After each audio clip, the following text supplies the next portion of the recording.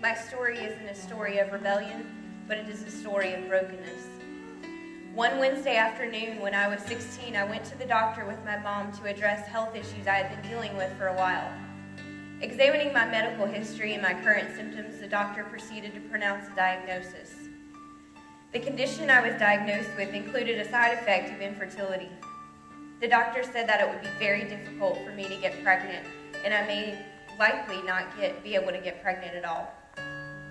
To most 16-year-olds, this was not a big deal, but it was to me because I already knew I had a calling to be a mom. God put it in my heart to be a mom. That night, my youth pastor planned an all-worship service.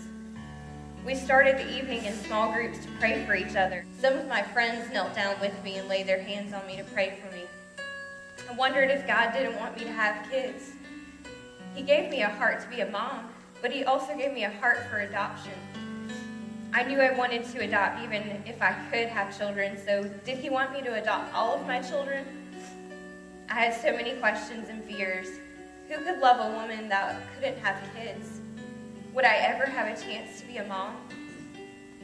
I haven't thought about that recently because over the past few years I've started new health struggles, went through a lot of testing and had more and more questions. The symptoms from this condition have changed the way I live.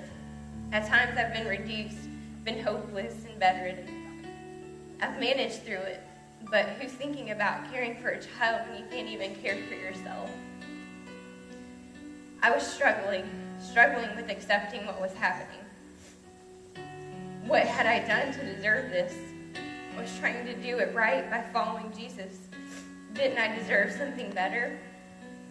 It's almost like brokenness just showed up and held my real life in ransom.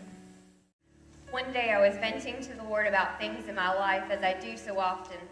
I kept telling him how unfair things are in my life. Why do I have to struggle with health issues that affect every area of my life? Why do I have to work so hard for things people are given? Why me? Why is everyone around me having children? Why bless the woman who never wanted to be a mom? Why bless the couples whose marriages were failing? Why not me? In that moment, Jesus silenced my complaints by giving me a question and then a word. He said, Amanda, what is fair? Knowing I would not be able to answer that question, he gave me a word, entitlement. This word has changed my life. Jesus was telling me that I am living as if I am entitled to another life and not accepting the life he has given me. Who do I think I am? I'm not even entitled to the next breath of air, and yet I go on breathing, being ungrateful of all he has blessed me with. With a deep conviction, I changed my way of thinking and started thanking the Lord for another breath, another day of life. Instead of feeling entitled, I started feeling privileged and blessed. Please know, I don't always have the attitude I should, but this is the foundation I go back to. About a month after God revealed all this to me, I went through some positive physical changes that I couldn't identify. Felt a rush of energy and started feeling like myself again. I called Kevin and said, what if I'm pregnant? I think I could be, but I don't want to get too excited because I don't want to be disappointed. Kevin said, Amanda, just be happy with the possibility that you could be and enjoy it. He reminded me of just being grateful for the experience God is allowing me to go through. I began thanking God for the mere possibility of being pregnant. That evening, I bought a test, but waited to take it the next morning. Kevin held me and prayed for me and thanked God for whatever the outcome was. I took the test and didn't want to watch it develop because I sensed an urge to be in God's presence. I thanked him and asked him for the strength to deal with either outcome. In the background, I could hear that Kevin had turned on worship music. As I sat there, I made up my mind to praise God no matter what. A positive test would be a miracle.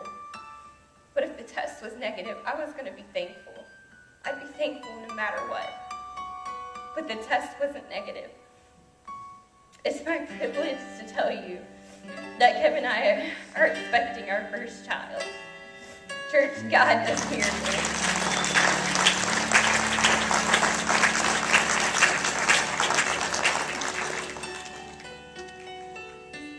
God still does miracles, church.